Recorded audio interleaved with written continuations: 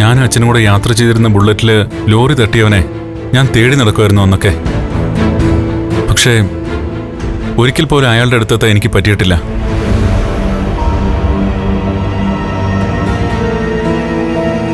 എന്നാ ഇന്നതാരാണെന്ന് ഞാൻ മനസ്സിലാക്കി കഴിഞ്ഞു. ആ കൊലയാളി മറ്റാരുമല്ല, കരുണയുടെ അച്ഛനാ, പ്രതാപൻ.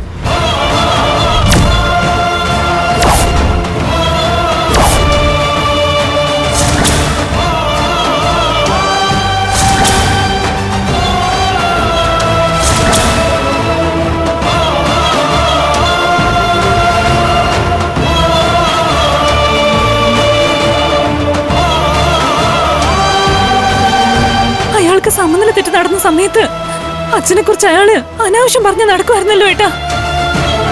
അത് അനാവശ്യമായിരുന്നില്ല. നമ്മുടെ അച്ഛനെ ലോറി കയറ്റി കൊന്നത് അയാളാണെന്നാ അന്ന് പറഞ്ഞുകൊണ്ട് നടന്നത്.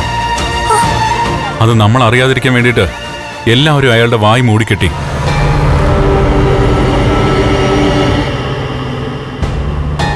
അത് ചെയ്തത് അനന്തവേട്ടനും സാഗരേട്ടനും കൂടിയാണല്ലോ.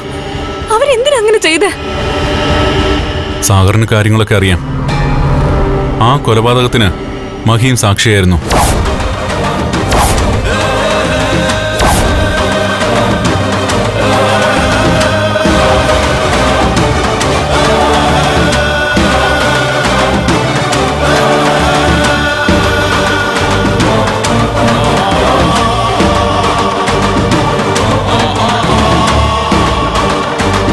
അഞ്ചു വയസ്സുകാരിയായിരുന്ന മഹിയെന്ന് അയാളുടെ ലോറിയിൽ യാത്ര ചെയ്യുമ്പോഴാ ഈ അപകടം ഉണ്ടായത്. എന്നിട്ട് ഏട്ടത്തി ഇതേപ്പറ്റൊന്നും പറഞ്ഞില്ലല്ലോ. പറഞ്ഞില്ല. ആ കുറ്റബോധം ഉള്ളിക്കിടന്നുകൊണ്ടാ അയാളെല്ലാം മറയ്ക്കാൻ ശ്രമിച്ചത്. ഞാൻ പെണ്ണ് കാണാൻ ചെന്നപ്പോഴേ മഹിക്കെല്ലാം മനസ്സിലായി. അന്നത്തെ ആ അപകടത്തില് അരയ്ക്ക് താഴേക്ക് തളർന്ന ആ 12 വയസ്സുകാരൻ തന്നെയാണ് അയാളെ പെണ്ണ് കാണാൻ വന്നതെന്ന്. അതുകൊണ്ടാ എല്ലാവരും എതിർത്തിട്ടും മഹി എനിക്കൊപ്പം ജീവിക്കാൻ തയ്യാറായത്. പക്ഷേ ജീവിതം തുടങ്ങി ഒരു ഘട്ടത്തിലും എന്നോട് നടന്ന കാര്യങ്ങൾ മഹി പറഞ്ഞില്ല. അത് ഞാൻ അറിയുമ്പോൾ ഞാൻ എങ്ങനെ പ്രതികരിക്കുന്നുള്ള ഭയം കൊണ്ടാ അയാൾ എന്നോടൊന്നും പറയാതിരുന്നേ. പ്രതാപന് സമനില തെറ്റിയ സമയത്ത് അയാളാണ് നമ്മുടെ അച്ഛനെ കൊന്നേന്ന് വിളിച്ചുപോയി നടന്നപ്പോ മഹി ആകെ സമ്മർദ്ദത്തിലായി. അങ്ങനെ ഒരു സാഹചര്യത്തിലാ അനന്തനോട് ലേഖയോടൊക്കെ മഹി സത്യം പറഞ്ഞത്. ഏട്ടനെ അറിഞ്ഞിട്ട് എത്ര നാളായി? പ്രതാപനാണ് നമ്മുടെ അച്ഛനെ കൊന്നേന്ന് അറിഞ്ഞിട്ട് ദിവസം കുറേയായി. എന്നിട്ടും അയാളോട് ഏട്ടനെ ക്ഷമിക്കാൻ പറ്റിയോ? അങ്ങനെ പറ്റുമോ?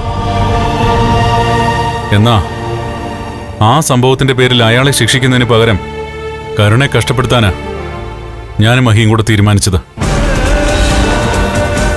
അതിന്റെ പേരിലാ അവളെ കൊണ്ട് ഞങ്ങൾ വീട്ടുപണി ചെയ്യിച്ചത്. എന്നിട്ട് എന്തായി? അവിടെ അവൾ ഏട്ടത്തിയുടെ കുഞ്ഞിനെ കൊല്ലാനല്ലേ ശ്രമിച്ചത്? അതിനൊക്കെയുള്ള ശിക്ഷ ഇനി അവൾ അനുഭവിക്കാൻ കിടക്കുന്നേ ഉള്ളൂ മോളെ. ഞാനും അച്ഛനോട് യാത്ര ചെയ്തിരുന്ന ബുള്ളറ്റിലേക്ക് പ്രതാപൻ വെറുതെ ലോറി കൊണ്ട് തട്ടിച്ചതല്ല. അതൊരു കൊലപാതകമായിരുന്നു. മനഃപൂർവ്വം അയാൾ ഉണ്ടാക്കിയ ആക്സിഡന്റ്. എന്തൊക്കെയാ ഏട്ടൻ നീ പറയുന്നേ? അതെ മോളെ. അന്ന് പ്രതാപന് കൊട്ടേഷൻ കൊടുത്തത് ആരാണെന്ന് അറിയോ നിനക്ക്? അത് മറ്റൊരു പണക്കൊതിയനാ. സ്വത്തിനും പണത്തിനും വേണ്ടി എന്തും ചെയ്യാൻ മടിയില്ലാത്തൊരുത്തൻ.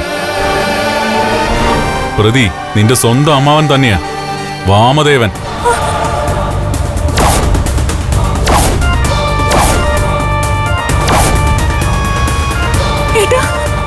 പെങ്ങളെ നമ്മുടെ അച്ഛന് കല്യാണം കഴിച്ചു കൊടുത്തവൻ തന്നെ നമ്മുടെ അച്ഛന്റെ ജീവൻ എടുത്തു.